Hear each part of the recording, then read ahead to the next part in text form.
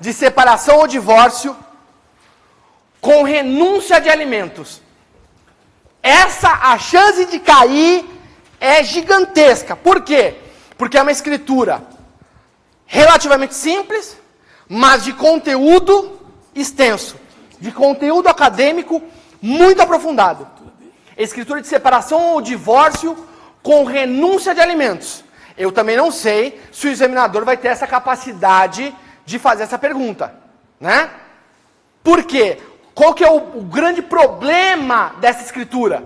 O grande problema dessa escritura está no artigo 1707 do Código Civil. Estudar o artigo 1707 do Código Civil e o enunciado 267 da terceira jornada do Conselho da Justiça Federal. Salvo engano, é o artigo 267. Enunciado 267. Se não for, depois vocês analisam aí depois. Mas é o 1707. E qual que é o grande problema do 1707? O 1707 fala, é vedado a renúncia. Só que o usuário do serviço, o casal, ele vai lá no tabelionato e fala assim, eu quero renunciar. E a minha mulher também quer renunciar. E o advogado vai falar, eu quero que você ponha, não dispensa dos alimentos, que é muito comum nas minutas. Eu quero que você coloque a expressão renúncia. Aí fudeu. Entenderam sim ou não?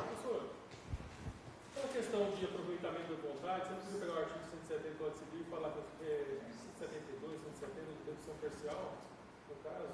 É o quê? Desculpa. Dedução parcial do aproveitamento de vontade, no caso. Na atividade notarial? Não, na hora de registrar. Difícil, hein? Por quê? Porque pressupõe que o ato notarial é um ato perfeito. Qualquer indício de vício na manifestação de vontade, você tem que repudiar o ato. Mas se passar igual aqueles que eles fazem os contratos de saúde, falar não pode internar, quer dizer, Mas vamos lembrar o seguinte, que quando você pensa no ato notarial, você pensa no ato notarial em que você vai prestar todas as informações possíveis para o usuário. Essa é uma discussão judicial. Só que vamos lembrar o seguinte, ato notarial não pode se transformar numa demanda judicial. Por quê? Porque a atividade notarial registral tem como obrigação fundamental a manutenção da paz social. Essa é uma discussão legal, mas na esfera processual. Na esfera notarial não é uma discussão muito bem-vinda. Tudo bem? E eu esqueci de falar a terceira hipótese, né? Dos vícios. Ninguém me falou nada, né? Ia passar batido. A primeira foi fraude ao sistema jurídico. Segundo, vício na manifestação da vontade. E o terceiro, potencial prejuízo às partes. Potencial prejuízo às partes. Então, quais são as 3 hipóteses em que o tabelião de notas vai se negar a lavrar uma escritura, vai fazer uma nota de recusa? Fraude ao sistema, fraude à lei, vício na manifestação da vontade e potencial prejuízo às partes. Entenderam sim ou não? Por isso que nas provas, até hoje não caiu nota de recusa. Mas a gente tem que estar preparado para ela. Qual é o momento que vai fazer uma nota de recusa? No momento em que aparecer vício na manifestação da vontade, fraude à lei ou potencial prejuízo às partes. E a grande chance disso cair, apesar de ser mínima, seria não no vício na manifestação, mas potencial prejuízo. Vamos dar exemplo de potencial prejuízo, trabalhando com o artigo 1707. A escritura de separação ou divórcio com renúncia a alimentos. Qual que seria uma hipótese de potencial prejuízo às partes na renúncia? Primeiro, a gente tem que saber, pode colocar renúncia ou não?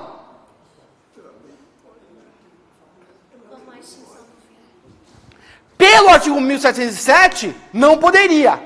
No entanto, no momento em que você faz uma interpretação do sistema jurídico com base no enunciado 267 ou 263 da terceira jornada. 263. É que eu não tomei meu biotônico Fontoura. Não tinha no hotel biotônico, Everson.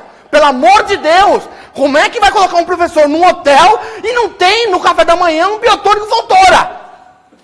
Não, eu perguntei pra mulher, tem biotônico? Ela falou, não. Foi, tem o que então para dar uma energizada? Fala, não, tem suquinho de laranja, suquinho de maçã, tomate, abacaxi. Eu falei, meu querido, eu quero um negócio com substância. Eu falei, tem vodka, mas aí... Foda, né? Vamos lá? Potencial prejuízo. Quando você compatibiliza o 1707 com o enunciado 263, você vai perceber o seguinte, que a jurisprudência do STJ autorizou de forma clara que a renúncia é possível entre cônjuges. Por quê? Porque eles não são parentes. Então, o 1707, ele só incide na relação de parentesco. Na relação entre cônjuges não incide o 1707. Mas calma! Qual que é a situação que poderia incidir? Porque as decisões do STJ falam, pode fazer. Mas qual que seria o momento do potencial prejuízo às partes? Quando os cônjuges, anota isto pelo amor de Deus. Quando os cônjuges não forem financeiramente equilibrados. Nome do senhor? Evandro. Vamos imaginar a seguinte hipótese. Eu e Evandro casamos. Tudo bem? Casamos, só que eu sou um cara tradicional. Eu falo pro Evandro o seguinte. Evandro, eu quero que você fique em casa. Sou um cara tradicional. Já estou demonstrando o quê? Que quem cuida da casa vai ser o doutor Evandro. Tudo bem? E o Evandro falou, mas eu acabei de terminar a faculdade de Direito. Eu quero prestar concurso. Para quê? Eu ganho bem. Você cuida da casa, daqui a pouco vem os filhos. Aí o doutor Enéas, lembra do Enéas Carneiro? Ele, nossa, mas como assim? Mas como? O cromossomo XX não vai dar nunca um filho, pelo amor de Deus. Você fica em casa. Aí passa lá o tempo de relacionamento. Ele é advogado, fez pós-graduação, fez mestrado, fez doutorado. Mas ele não trabalha. Apesar da qualidade acadêmica dele, ele não pode ser largado no mercado de trabalho. Então a gente não tem equilíbrio financeiro. Então, apesar dele também querer renunciar, o tabelião tem que negar. Por quê? Porque o equilíbrio financeiro vai dar equilíbrio para manutenção e subsistência do cônjuge. Eu não posso levar a pessoa, largar a pessoa. Ah, mas está consensual. Sim, mas a pessoa vai se ferrar. Porque amanhã, essa escritura de renúncia vai ser declarada nula. Por vício na manifestação da vontade. Qual vício?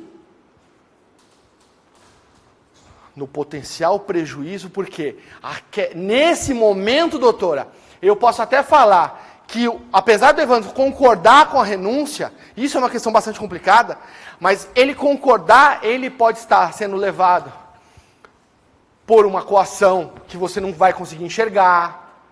Entendendo, sim ou não? A chance disso cair é gigantesca. Mas será que o examinador vai ter a maturidade acadêmica de exigir isso de vocês? Porque é esse o nível de prova que eu gostaria de ver nos concursos de cartório. Por isso que falam o seguinte, alguns caras lá de São Paulo falam o seguinte, olha, tomara que você nunca vá para uma banca. Sim, claro, porque só vai passar quem realmente pode passar. Que são vocês. Vamos dar um tempo, já voltamos, queridos.